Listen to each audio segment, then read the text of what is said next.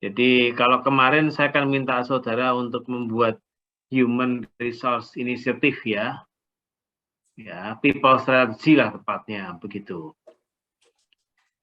Ya, di sini ada satu kelompok yang cerita kasih fasilitas untuk dosen, kompensasi untuk dosen, workshop karyawan dan dosen, fasilitas, karyawan dinilai, fasilitas untuk dosen muda yang punya anak atau balita.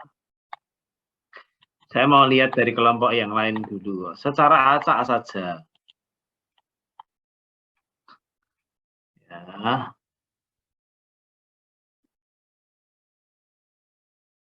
Ya, di sini bicara people strategy-nya ya mendesain organisasi dengan baik. Diversity, menghargai itu. Employment relationship, learning and development, resourcing. Kelompok yang berikutnya menjawab yang berbeda. Ya, tahu people strategy-nya kalau seleksi, kemudian harus ada high involvement, kemudian insentif, begitu. Nah, kembali ke satu hal, ya, ini jawaban everything is fine lah ya, everything is fine. Jadi, yang salah itu ya tidak ada. Cuman saudara mesti memahami, ini kalau saya melihat ke atas itu artinya saya pas lihat TV saudara. Nanti saya coba tak lihat langsung ke laptop. Nah, ini saya langsung ke laptop, kelihatan gemuk saya mau udah ini aja. TV-nya buat bantu-bantu saja. Ya, kalau kita bicara soal people strategy, saudara mesti pahami ini. Nah, bahwa saudara mesti menghilangkan apa itu yang namanya human resource management, dan saudara mulai beralih ke satu hal yang namanya people management.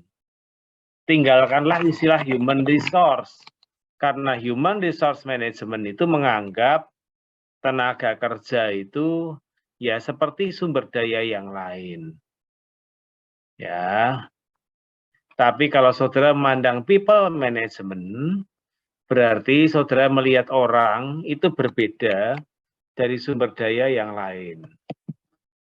Ya, konsepnya ada di situ, saudara. Konsepnya ada di situ. Saudara bisa lihat di sini. Jadi teman-teman yang mengarah ke diversity tadi, keberagaman, itu menghargai bahwa orang punya talent yang berbeda. Ya kan? Nah, untung tadi jawabannya benar-benar ya, jadi tidak ada yang menjawab. Misalnya menilai kinerja basisnya cuma satu. Ya toh, misalnya kalau sales hanya penjualan, tidak loh ya. Tidak, kalau itu namanya human resource management. Kalau kita bicara kali ini namanya people management. Ya, tolong bisa dipahami baik-baik. Konsepnya itu menghargai orang sebagai stakeholder yang punya apa itu, yang punya kebutuhan yang berbeda-beda. Hargailah itu. Ya, kunci. Ya. Kalau buku saudara kemarin kita bicara semua mulai dari statement of intent. Kita tuh mau mengarah kemana? Ya, kita tuh mau mengarah kemana? Intensinya mau ke arah mana? Ya, kemarin kita sudah singgung itu. Ya, setelah itu kan kemudian ada berbagai pendekatan. Misalnya high performance work system, high involvement. Artinya hargailah orang sebagai individu yang punya kebutuhan yang berbeda dengan orang lain. Hargailah orang sebagai individu yang punya kebutuhan yang berbeda dengan orang lain. Itulah yang namanya people management. Jawaban apapun boleh digunakan, jawaban apapun boleh dipakai sepanjang mengarah ke orang punya kebutuhan beragam, orang harus dihargai, ya toh, dan tidak menganggap orang hanya sebagai suatu resource saja. Oke, saudara, itu evaluasi saya untuk tugas saudara yang kemarin. Ada sedikit waktu, silahkan kalau di antara saudara ingin menyampaikan sesuatu terkait materi yang kemarin. Dipersilahkan.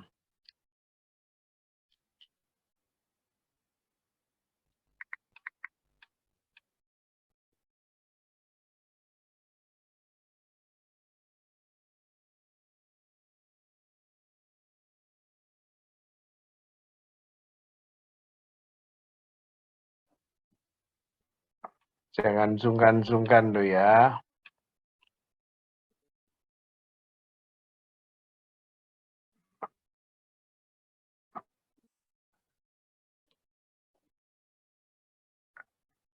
Agus Sumantri adakah? Halo. Hadir, Pak. Ya, adakah yang mau disampaikan atau ditanyakan atau apapun lah itu istilahnya? Sejauh ini belum, Pak. Soalnya kemarin juga sudah lumayan detail, Pak. Ya, oke. Terima kasih. Kalau yang adakah yang lain? Ini kemarin itu teman-teman yang adakah yang jadi berangkat ke acaranya UI itu kapan ya? Sudah atau belum ya? Jadi Pak. Jadi Bapak. Jadi Bu Nunung, Bu Nunung itu. Hari Senin sama Selasa. Ada acaranya 5. Bagus nggak Ibu? Tapi itu pembicaranya yang Pak Rainal Kasali itu diganti ya Pak? Oh. Diganti siapa ya, saya lupa. Kemarin dapat baru besok Senin Selasa besok acaranya Pak. Oh, baru Senin Selasa minggu depan ya? Iya betul. Ada 5 orang yang ikut, perempuan 3, laki-laki 2. Saya sudah minta Bu Yati untuk memproses transfernya ya. Kalau belum nanti silakan kontak langsung ke Bu Yati. Sudah Pak, sudah kami terima. Sudah. Terima kasih ya. Semoga bermanfaat ya. Kalau Pak Renal itu mungkin sibuknya luar biasa. Jadi diganti siapa sudah dapat belum? Ada catatannya tapi agak lupa itu siapa itu.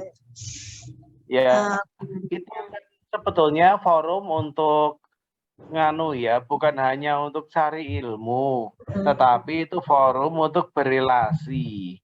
Jadi saudara akan ketemu dengan mahasiswa MM dari tempat-tempat lain, sehingga manfaatkan untuk berelasi dengan sebaik mungkin.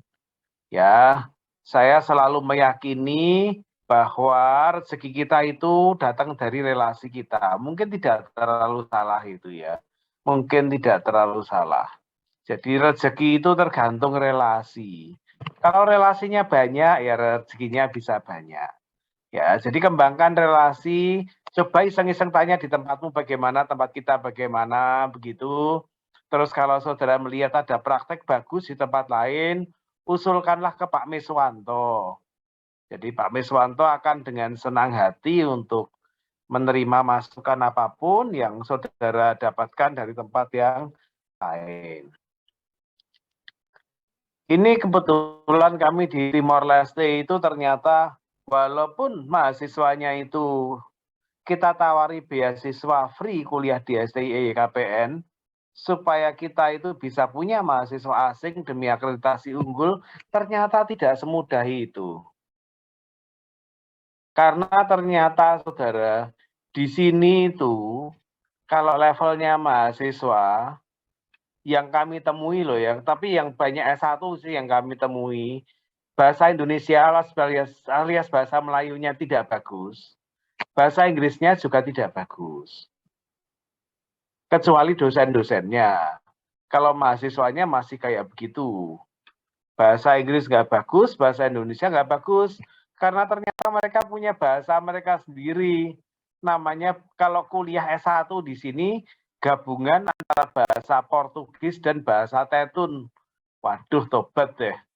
Nyari mahasiswa S1 di Timor Leste terancam gagal, tapi S2 bolehlah. Tadi ada yang sudah diusulkan oleh kampusnya akan menempuh S2 di tempat kita. Jadi itu. Saya pikir dulu kalau orang Timor Leste mesti ngerti bahasa Indonesia, ternyata tidak juga. Kalau mereka dengar, mereka ngerti. Karena mereka hobi nonton sinetron kita itu. Tetapi kalau suruh ngomong susah. Ya, jadi itulah yang terjadi selama di sini. Jadi intinya kami mencari mahasiswa asing, prioritas untuk pasca supaya akreditasi unggul bisa dicapai. Ya. Maksi sih masih A untuk 2 tahun ini. MM masih baik sekali, tapi kita mau improve ke unggul soalnya. Oke, saudara. Ini saya teruskan. Kalau kemarin itu saudara sudah belajar people strategy itu apa? Ya, people strategy itu apa? Jadi saudara itu boleh mengembangkan strategi terkait orang yang saudara miliki. Strategi terkait orang yang saudara miliki dengan menganggap bahwa orang itu adalah individu-individu yang punya kebutuhan tertentu. Ya, yang punya needs tertentu. Sehingga harus dihargai dengan baik. Nah, sinyalku kurang baik lagi. Nah, oke. Jika ada yang putus-putus dari saya, silahkan langsung chat ya, supaya saya bisa tahu. Nah, terus tidak memperlakukan orang sebagai aset. Itulah people strategy. Jadi buku yang kita pakai ini, ya sebentar. Terima kasih. Saya lagi coba lagi ya. Ini masih putus-putus atau tidak. Jika masih putus-putus, tolong dicat lagi. Ya, jika masih putus-putus, tolong dicat lagi. Ini soalnya ada yang chat. Sudah aman, Pak. Sudah lancar. Sudah aman, oke. Nah, kali ini di bab 8 ini kita akan bicara bagaimana mengembangkan people strategy. Ya, banyak buku tulis dengan istilah human resource management. Nama mata kuliah kita pun manajemen sumber daya manusia strategi. Tetapi buku yang kita pakai kali ini punya terminologi yang baik.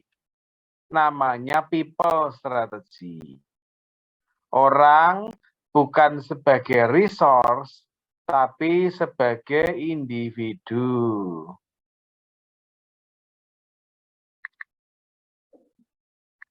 Ya, punya kebutuhan tertentu. Oke, kita akan lihat mengembangkan people strategy. Saudara, terkait dengan mengembangkan people strategy, itu harus ada 3 unsur. Yang pertama, namanya strategic fit.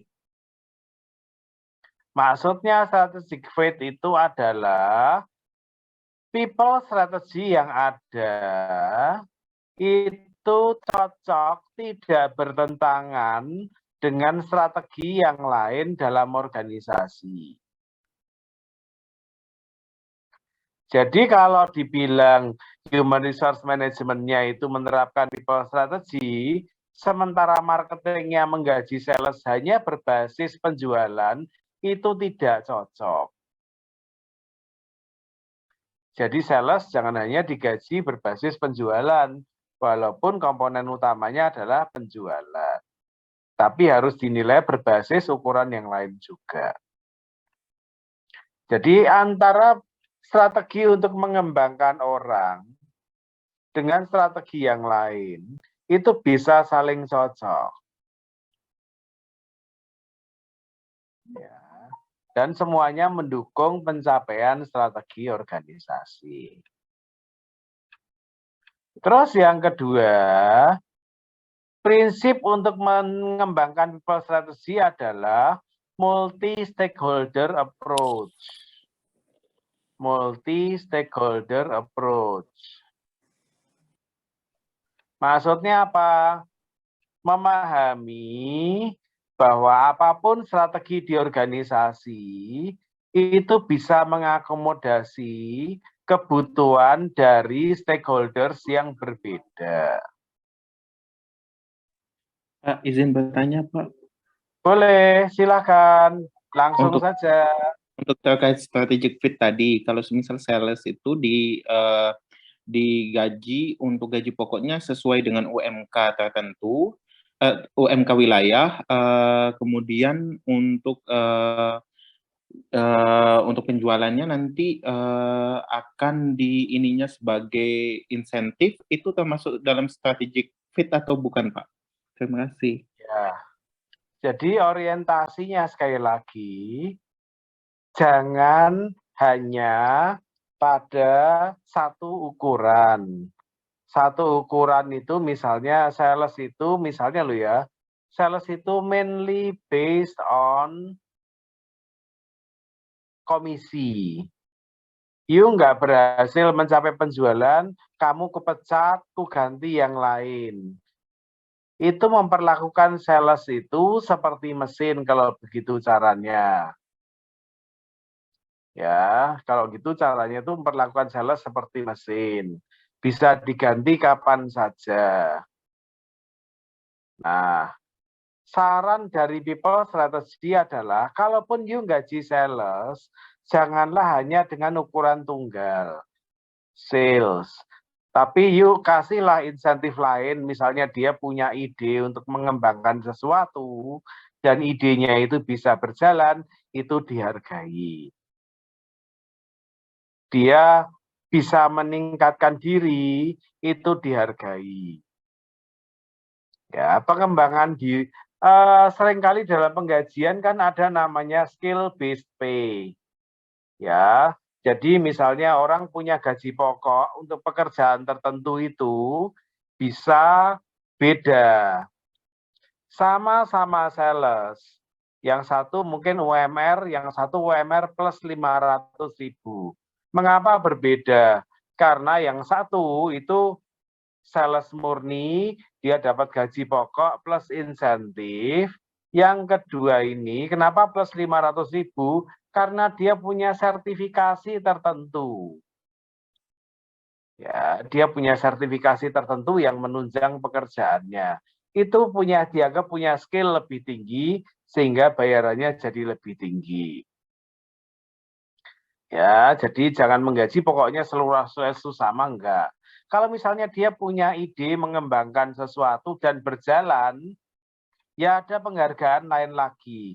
Bukan hanya gaji pokok, bukan hanya komisi, tapi juga ada bonus yang diberikan karena ide yang dia berikan itu bisa diterapkan dan membuat organisasi menjadi lebih baik. Nah, artinya kalau mau main strategi, people strategi begitu caranya.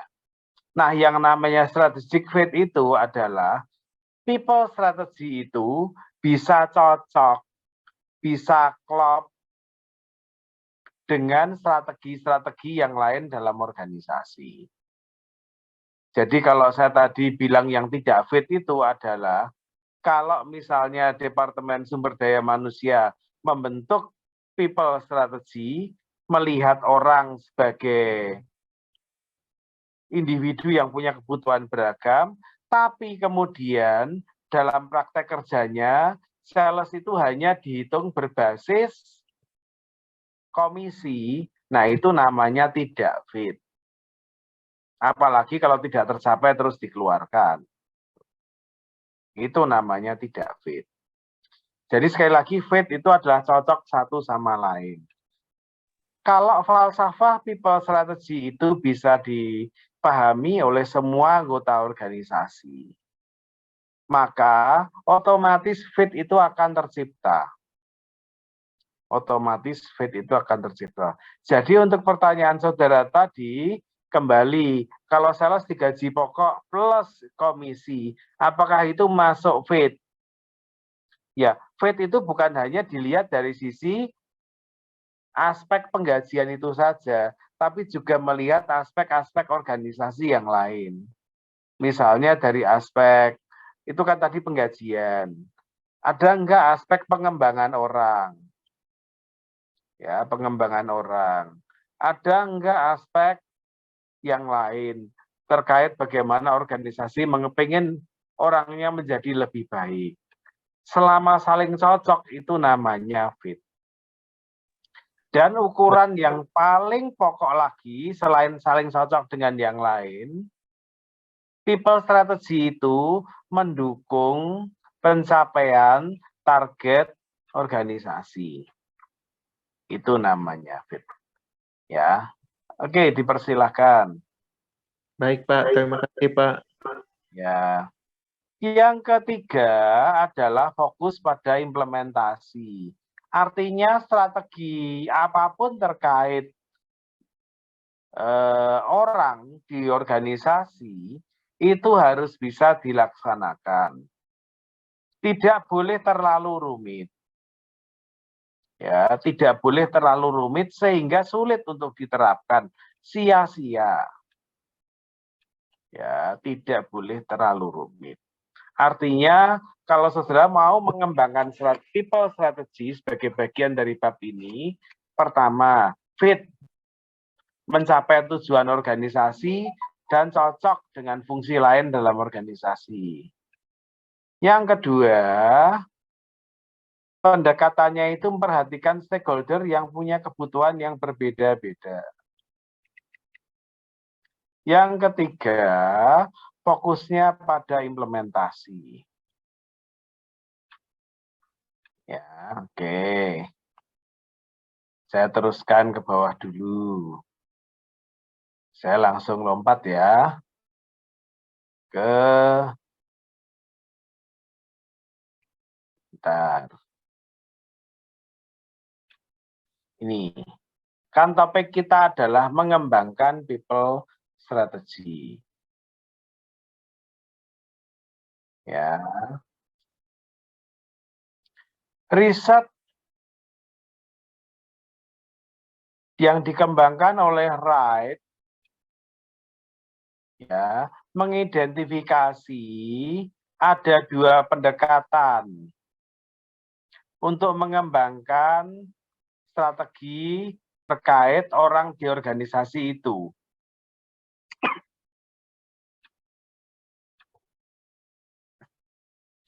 Yang pertama adalah inside out. Mulai dari dalam organisasi keluar.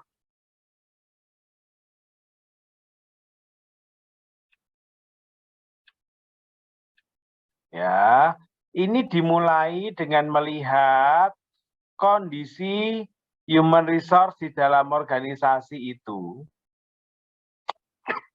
Orang-orangku tuh kayak apa? Kemudian memikir, ya toh, supaya orang-orangku itu bisa mencapai target organisasi. Apa yang harus dilakukan?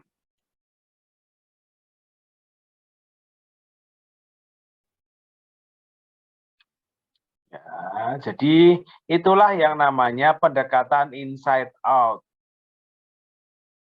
Jadi lihat dulu orangnya kayak apa, kemudian untuk mencapai organisasi yang targetnya kayak gini, dia butuh apa? Kemudian dibuatlah penyesuaian terhadap sumber daya manusia yang dimiliki atau people yang dimiliki di organisasi tersebut. Yang kedua adalah outside in. Ini mulai dari sisi kalau mau mengembangkan orang, ya, jadi dua-duanya ini mengembangkan orang loh ya. Sekali lagi, yang inside out itu lihat itu, orangku tuh kayak apa. Mulai dari status quo. Orangku kayak gini. Kemudian lihat, oh tuntutan bisnis butuh ini. Terus bagaimana bisa disesuaikan? Inside out mulai dari orangku kayak gini. Ya, mulai dari ini. Outside in mulai dari melihat customer, pesaing, bisnis butuh orang kayak apa.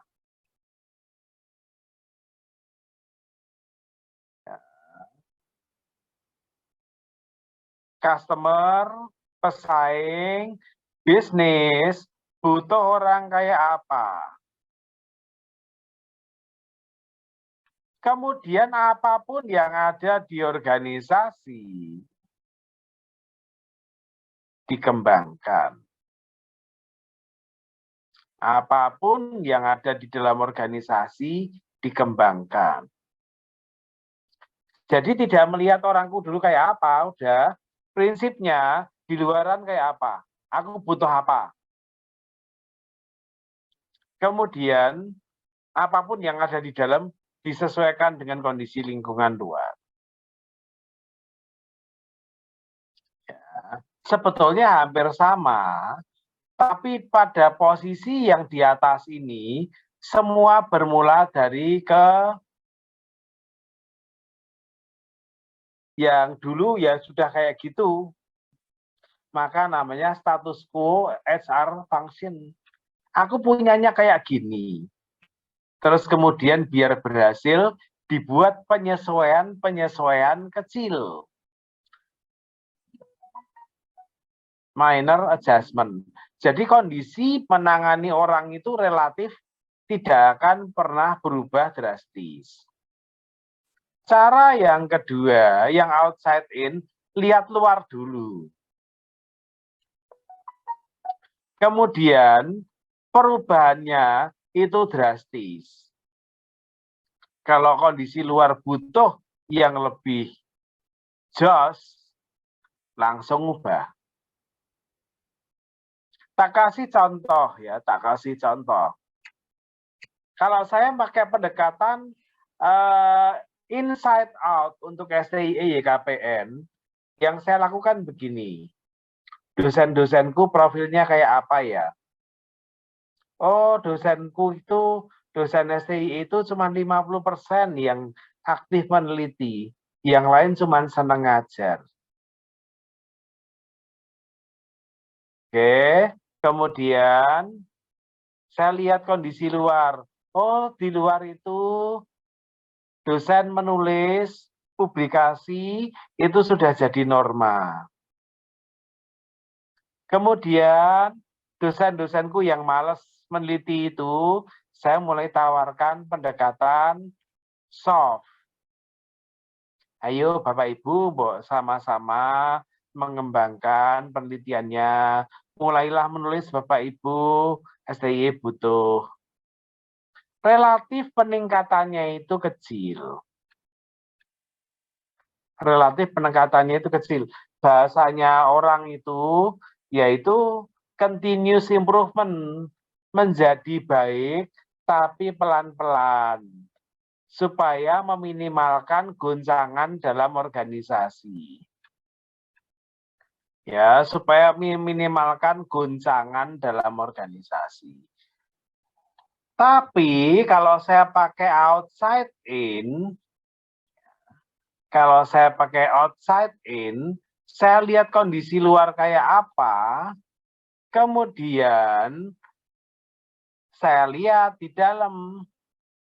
Kalau yang di dalam itu nun jauh di bawah kualifikasi normal, ya sudah dipecuti saja biar mereka segera berlari dengan cepat. Ya. Jadi disinilah ada perubahan yang bisa bersifat radikal di outside in. Ya, ada pendekatan yang sifatnya lebih radikal untuk outside in. Jadi kalau mau bongkar, jangan malu-malu, jangan sungkan-sungkan, hajar langsung, begitu. Itulah pendekatan yang namanya outside in. Mana yang saudara mau lakukan, terserah. Tetapi tampaknya buku saudara itu lebih menyarankan jangan terlalu lambat. Karena yang inside out itu fokusnya orang itu kondisinya pada status quo. Kemudian dipoles dikit-dikit. Dipoles dikit-dikit, dinaikkan kemampuannya dikit-dikit. Sementara pada yang kedua ini, dia bisa lebih radikal. Jadi dia tahu apa yang organisasi butuhkan, kemudian segera berubah. Ya, segera berubah. Oke, terus buku saudara itu merekomendasi begini, saudara, merekomendasi. Kalau saudara mau melakukan yang radikal tadi, ya, kalau saudara mau melakukan yang radikal tadi, itu yang saya lagi coba lakukan tuh STIE YKPN, melihat kondisi luar, kemudian ternyata kita agak ketinggalan sedikit. Ya, kita harus berjuang dengan lebih cepat, gitu. Nah, caranya gimana?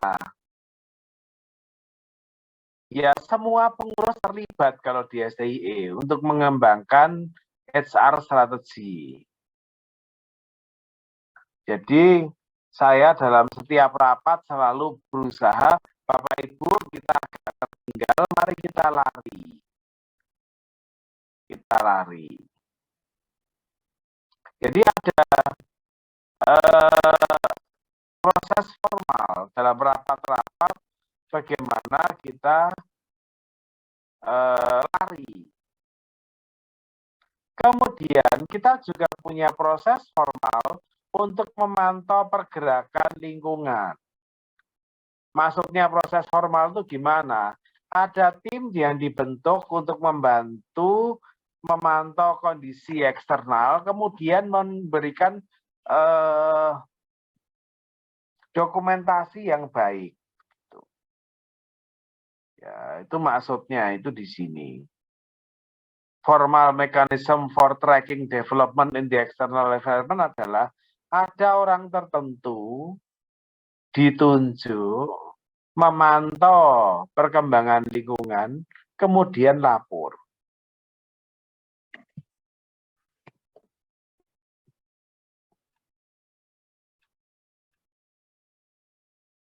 Kemudian mulailah dengan asumsi bahwa apapun yang dilakukan sekarang itu anggap aja salah dan tidak seharusnya ada.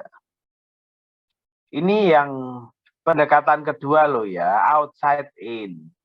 Asumsikan aja yang sementara ini ada tuh kurang sempurna. Sehingga harus diperbaiki, harus. Kemudian mengembangkan ukuran untuk pengembangan bisnis.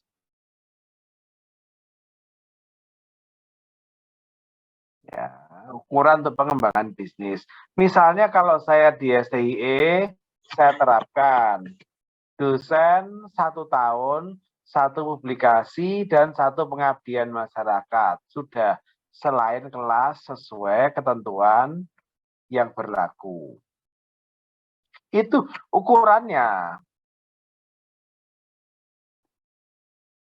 Ya, itu ukurannya harus jelas, harus ada. Kalau di kampus lain, misalnya di Ubaya, mereka juga pakai target. dosen mesti punya sertifikasi profesional. Tuh. Beda-beda tiap kampus. Ya, kemudian habis itu kembangkan strategi HR-nya. Strategi untuk HR. Ya, bagaimana orang itu bisa berkembang. Bagaimana people strateginya itu dikembangkan. Setelah ukurannya jelas. Kalau sudah jelas, dosen harus melakukan satu publikasi, satu pengabdian.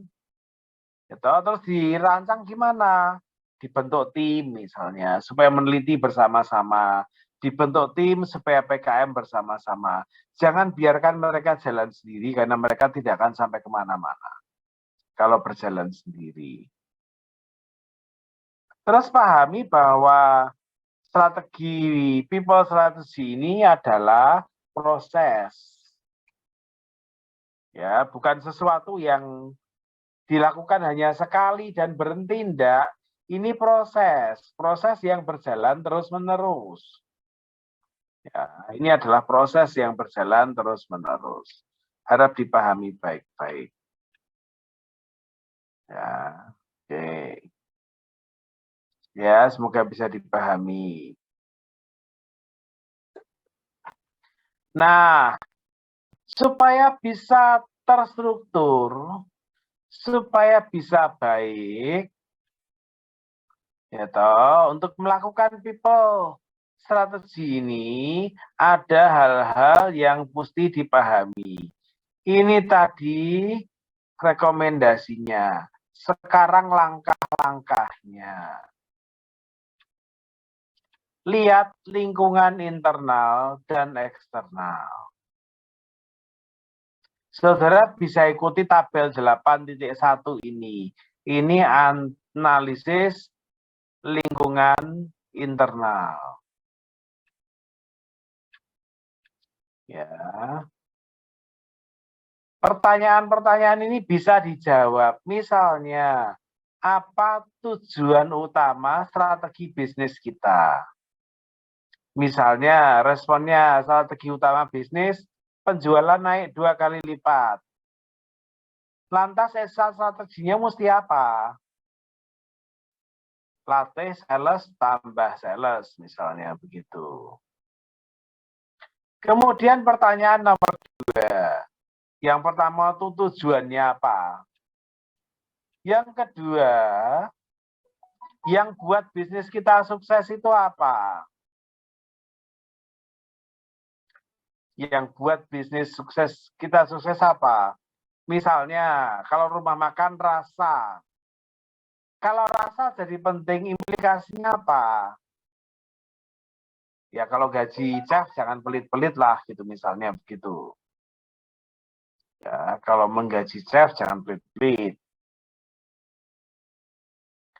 Kemudian core values kita apa?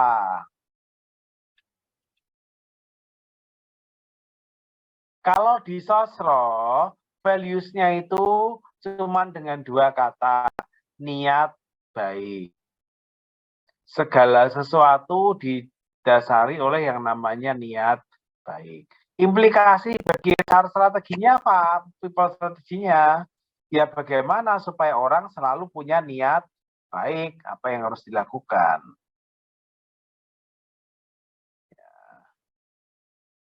Oke, terus yang keempat, ini mau bikin analisis lingkungan internal. Ya. Core values-nya apa? Kemudian lanjut, apakah ada bukti bahwa core values itu bisa digunakan atau sudah digunakan dalam kehidupan sehari-hari? Mesti ada ceritanya itu. Ya. Dan ini masih banyak lagi, saudara. Saudara ada di sini, ada 10. Nah, analisis internal itu mesti dilakukan. Untuk apa? Memahami lingkungan bisnisnya itu kayak apa. Ya. Lanjutkanlah dengan cepat. Yang kelima, implikasi tipe bisnis kita pada people strategy kita itu apa?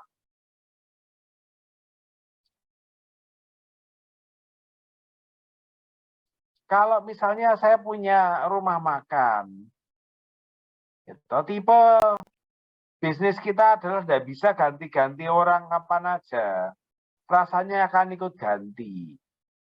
Ya kalau implikasinya nggak boleh ganti orang kapan saja, lantas people strategy-nya kayak apa, itu penting. Kemudian yang keenam, kita pengen karyawan kita kayak apa sih? Kita pengen karyawan kita jadi kayak apa? Yang ketujuh,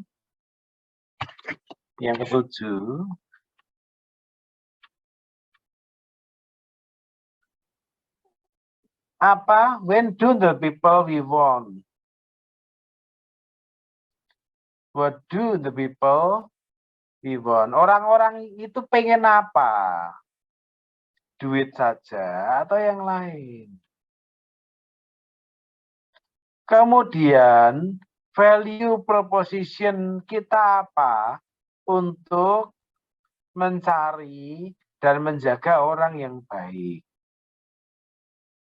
Value proposition itu begini loh saudara, kalau saya punya warung sate, value propositionku adalah saya menjual sate kambing mudah, empuk, enak, minim kolesterol misalnya begitu.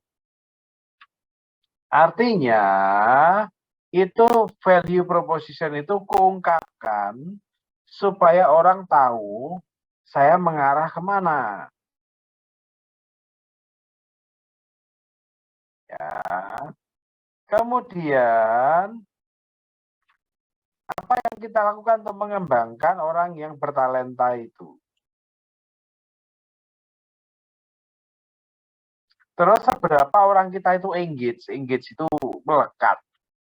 Ya, engage itu meletik gitu loh, meletik. Analisis internal itu ada 10. Ya, analisis internal itu ada 10. Kalau soal nomor 8 tadi tak kasih contoh lah, value proposition itu prinsipnya kayak apa. Value proposition itu perusahaan nawarkan apa pada karyawan supaya karyawannya itu jadi betah kerja di situ. Ya, oke, saya teruskan. Kemudian analisis eksternal. Jadi mesti lihat eksternal. Lingkungan persaingan. Dampak pada evaluasi ada enggak? Oh, ada, jelas. Gini. Tren bisnis, dampaknya ada enggak? Globalisasi, dampaknya ada apa enggak?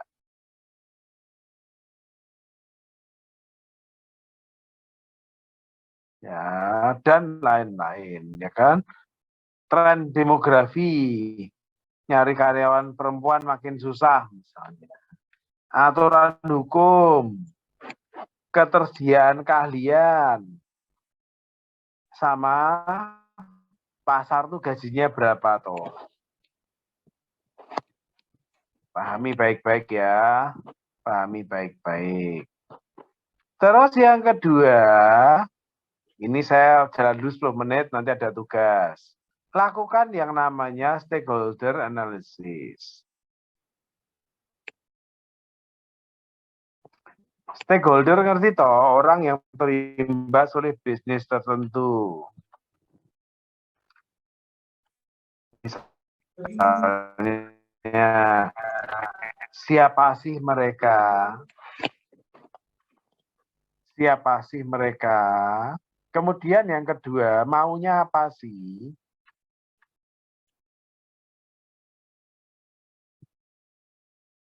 Kemudian, apa yang akan kita lakukan pada karyawan itu? Kira-kira sejalan enggak dengan yang mereka inginkan? Ya, itu saja dulu. Sehingga kadang organisasi itu membuat matriks. Misalnya, karyawan untuk level biasa ya, karyawan level biasa adalah duit. Kerja untuk dapat uang. Dampak bagi kinerja organisasi, potential impact, dampak besar pada kinerja. Actionnya memastikan gaji lebih dari pasar.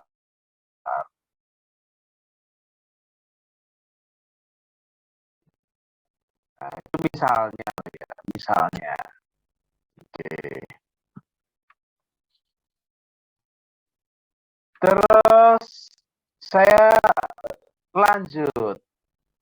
Internetku tidak stabil lagi. Sebentar ya.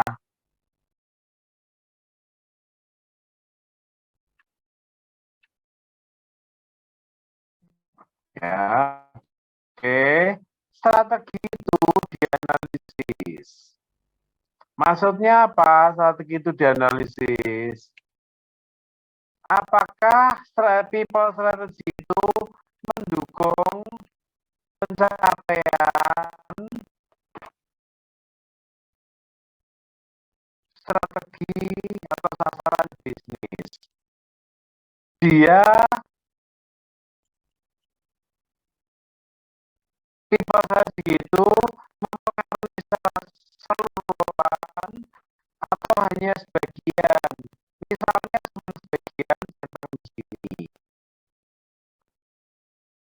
Nah, kalau sebagian ditangani, kan ada sebagian lagi nggak ditangani. Nah, itu apa yang tidak ditangani? Ketik, gitu. People strategy, apakah mendukung kesejahteraan karyawan? Oh iya, keseluruhan. If not, enggak ada komen, karena misalnya keseluruhan. Ya, people strategy meningkatkan keterikatan orang pada organisasi. Ya, separuh. Apa yang bisa dilakukan? Banyak, misalnya.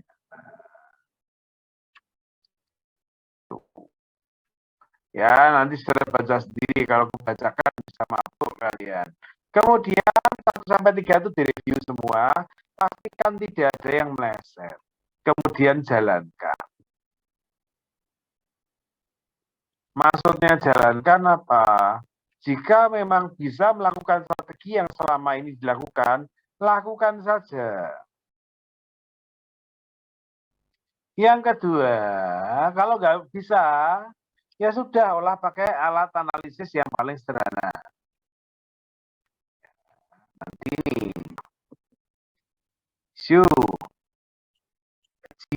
misalnya.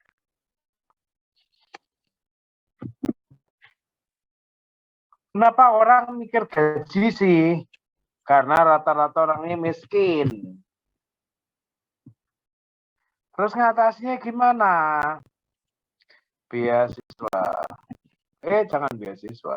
Orang yang butuh duit karena dia miskin, maka di sini usulannya adalah coba itu naikin gaji.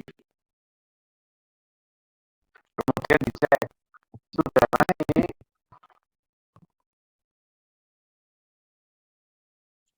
Kalau belum naik kan ada tindakan lebih jauh lah.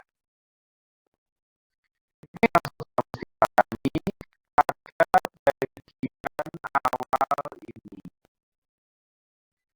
Ya, kemudian yang terakhir urusannya adalah memastikan ada kerjasama dengan bagian organisasi yang lain. Tidak boleh manajer itu egois mikir dirinya sendiri tanpa memikirkan orang lain. Kemudian jalankan. Ya, jalankan. Habis seperti ini.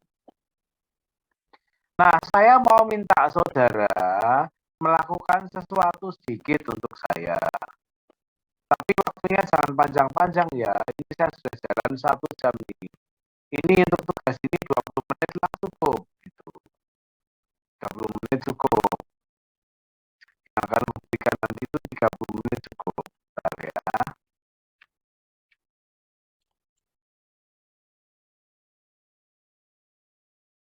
Ya. Oke. Tugasnya begini, saudara. Anggap saudara adalah pemilik salah satu boleh resto, boleh bengkel, boleh apapun lah, pokoknya ada bisnisnya. Ya, saudara kalau bilang pisah, jangan pisah yang ya, tapi pisah Jogja. Ya, saya minta saudara tolong bisa melakukan tahapan-tahapan tadi. Saudara mengembangkan people strateginya.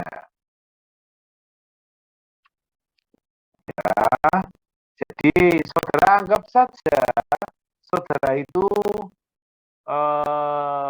pemilik apalah toko emas atau apapun boleh. Tolong digarap yang ini, tak kasih centang nih. Ini 1.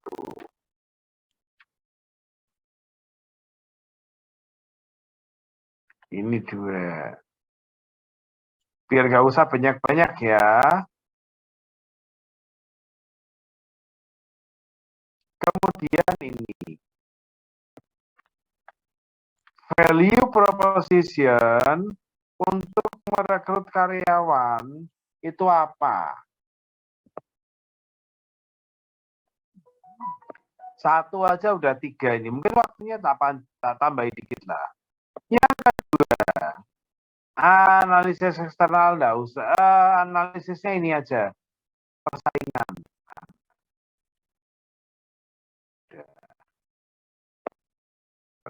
Enggak usah kamu globalisasi, ngomong aja persaingan. Terus, saudara pilih 1 saja dari banyak stakeholder ini.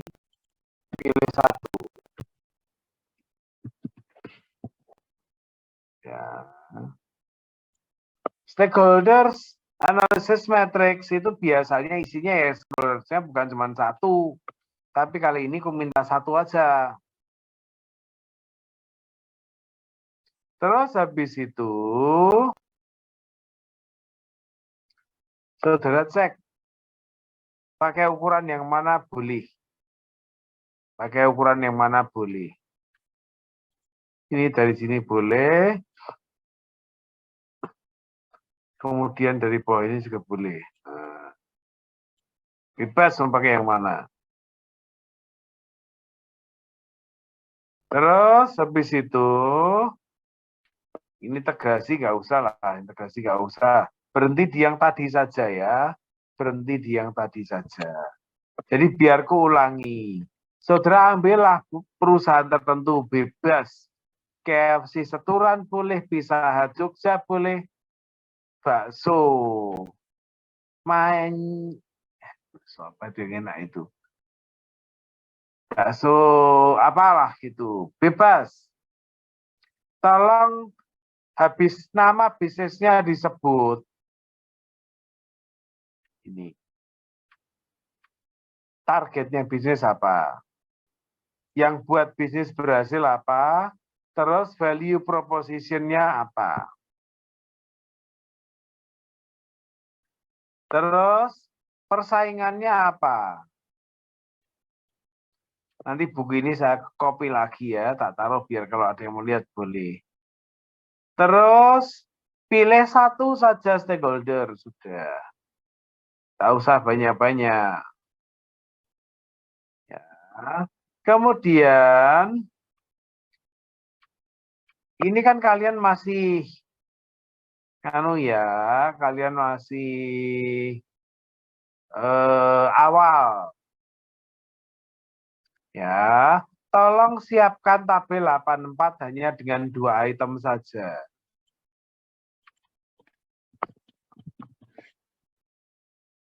menurut dia khayalan saudara, strategi yang ada itu kan bukan real nih. Boleh pilih 2 dari sini. Sudah, kalau sudah, ya sudah. Saudara, saya beri waktu untuk diskusi dalam kelompok, waktunya setengah jam saja. Kemudian jawaban dikumpul ke grup sebelum saya bicara bab 9. Saya membentuk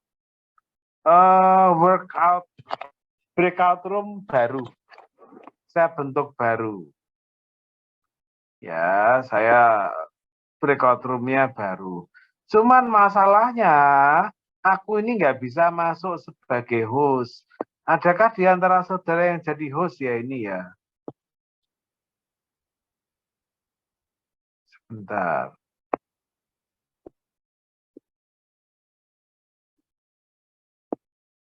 Tidak ada yang jadi host ya? Oke, sebentar. Saya tadi mau masuk, ya? Tidak ada yang jadi host, Pak. Ya, tidak ada yang jadi host. Ya, saya itu tadi mau masuk diminta one time password deh soalnya. Jadi saya agak susah. Oke, gini saja kalau begitu. Sebentar, saya akan coba untuk masuk sebagai host dulu. Sebentar, Pak, ya. kalau di partisipan ini ada tulisan bisa klaim host sih, Pak. Bentar. Klaim host di sini ya. Bentar. Wisnu. Klik klaim host. Bentar. Saya coba cari ya. Partisipan.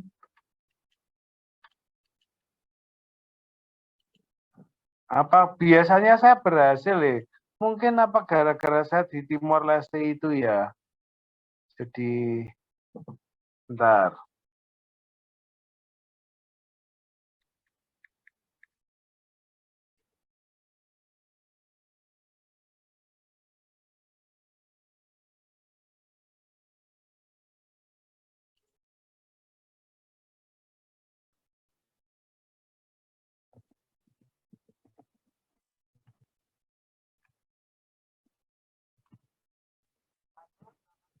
Aku ki mlebu ning nggon Zoom 28 to.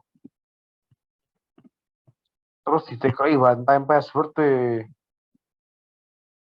Biasanya ora tahu. Jadi aku ora iso mlebu. Oh, iki aku kan 28.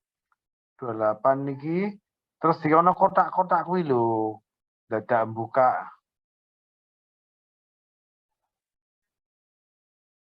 Lah iya masalah emailnya apa terus password email apa sing duwe sapa ya?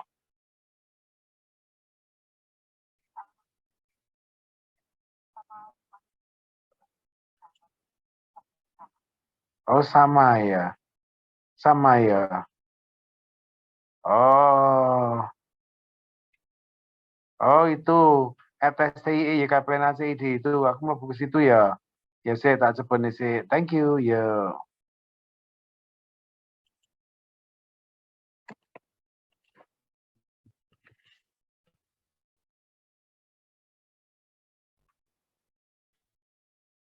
Bentar ya saudara, saya coba untuk masuk dulu lah ini. Saya diminta one time password deh. Kemarin enggak padahal.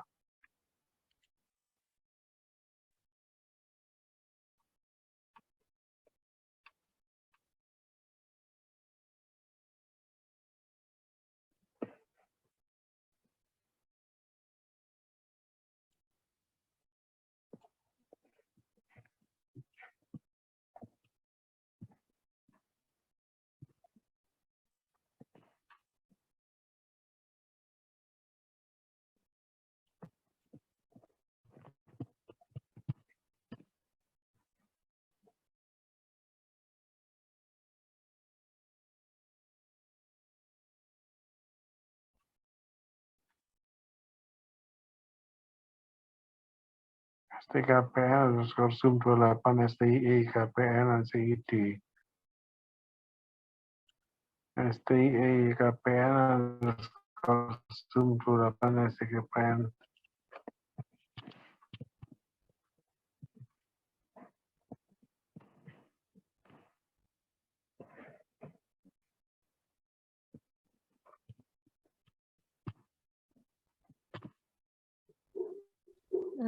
Permisi Pak Wisnu, selamat malam. Apa Ya, boleh bertanya Pak? Ingin halo, bertanya. Ya, halo Pak. boleh. Bagaimana? Tadi saya sedang ke belakang Pak, jadi nggak terlalu ini yang 8.1 yang nomor 1 itu tadi maksudnya gimana ya Pak? Yang what are the objective of our business strategy? Sebentar. 8.1. Label, iya.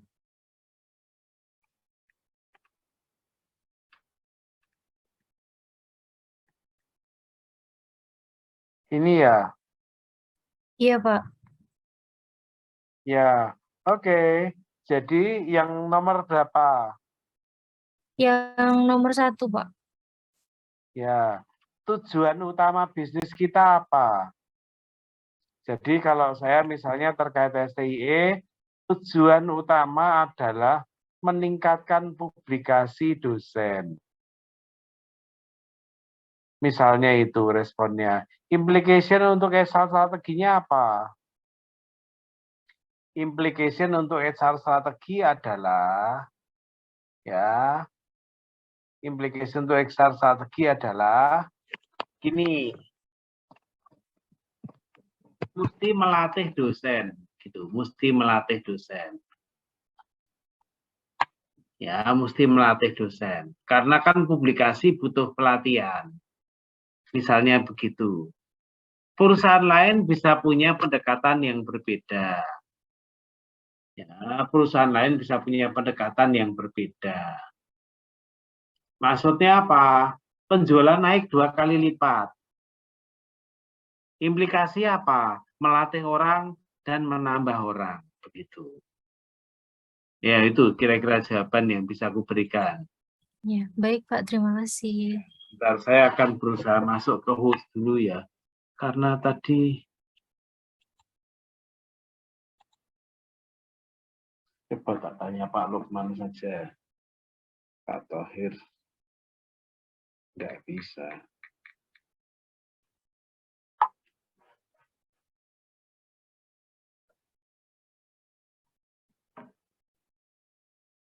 STI KPN underscore ada STI.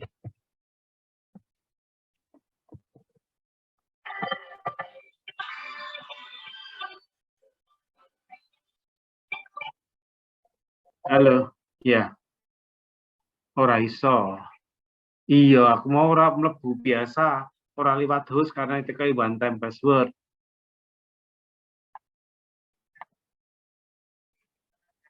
Lah ya aku kan iso bagi breakout room. Kono iso mlebu lah sebagai host. Kono mlebu sebagai host, engko aku di-host-ke kan aku iso bagi breakout room.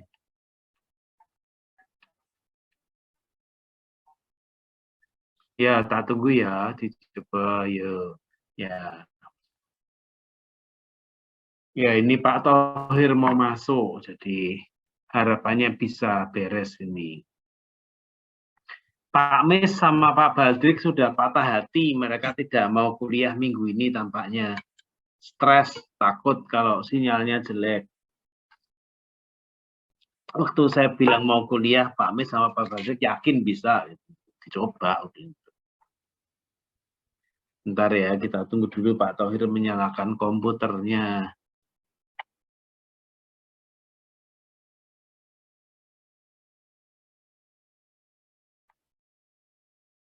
Saya baru sadar tadi, wah, ternyata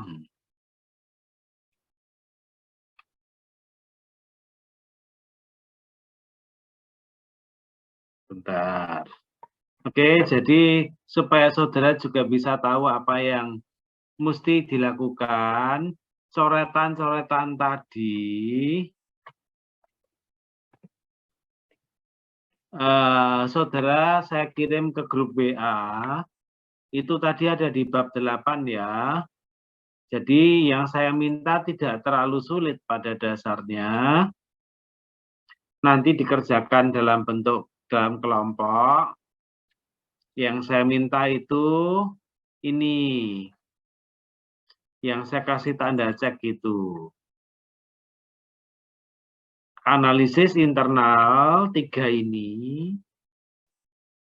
Analisis eksternal 1 saja. Kemudian stakeholder analysis metric pilih 1 saja. Ya.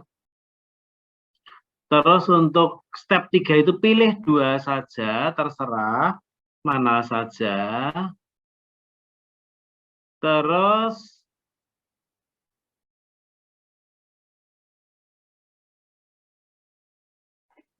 ya, udah itu sajalah, yang lain tidak usah. Itu saja sampai di 3 saja. Karena yang keempat itu kan ini yang 4, sorry. Nah, ini loh. Nah, ini. Pilih 2 saja. Kemudian ya, Belum di share screen. ya belum. Oh, sorry. Ini gara-gara nunggu Pak Tauhir sampai lupa men-share screen. Aku sudah jadi co-host belum? Belum. Ya, saya share screen. Oh, saya bagi dulu deh bukunya. Saya bagi dulu bukunya.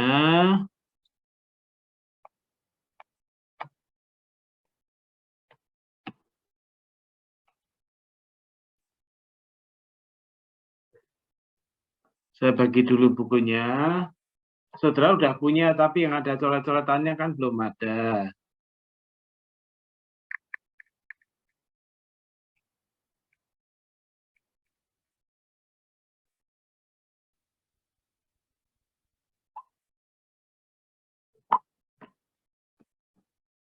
Bentar ini.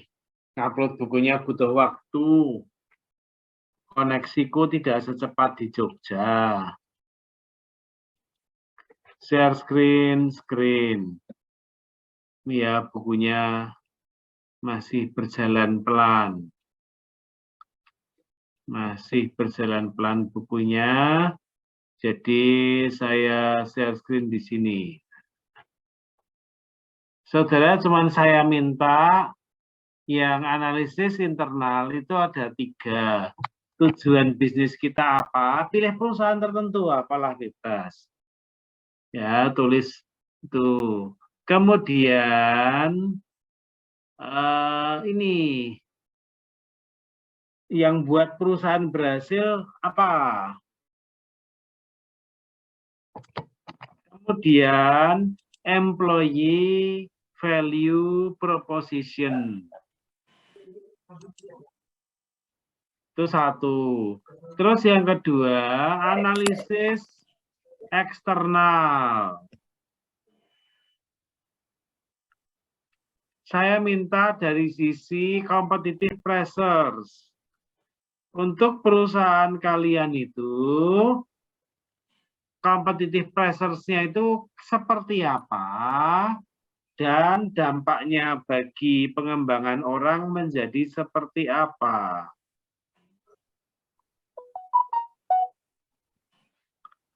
Terus berikutnya stakeholders analysis matrix. Itu ada stakeholders banyak. Pilih salah satu. 1 saja. Maaf Pak, itu sudah ada yang jadi host sekarang Pak. Oh sudah. Oke, terima kasih. Saya teruskan sekalian. Kemudian berikutnya, ini pilih 2 item 8.4 ini.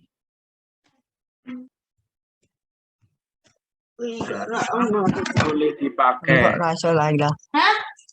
Wajume. Iso.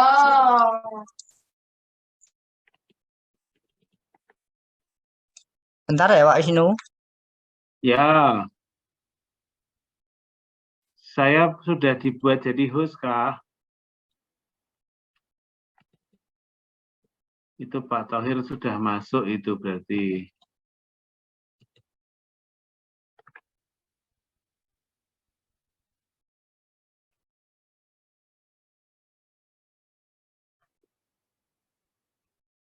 Oh, sudah bisa. Ya, saya bikin breakout ya. Selamat malam Pak Wisnu. Ya, oke. Saya sudah bisa dihostkan. Boleh ditinggal, Pak. Terima kasih. Saya tinggal ya Pak Wisnu ya. Ya, ya. Aku sudah dihostkan kan. Ya, makasih. Yuk. Saya buat breakout. Ada 6 kelompok. Waktunya 30 menit saja. Biarlah kalian ketemu kelompok yang baru. Teman-teman baru lagi. Bukan yang kemarin. Jadi sekali lagi, ketemu teman baru, coba selesaikan masalah tadi dengan teman-teman yang baru. Ingat, paling nomor 1 adalah nama perusahaannya apa dulu. Apapun boleh dipakai. Selamat bekerja.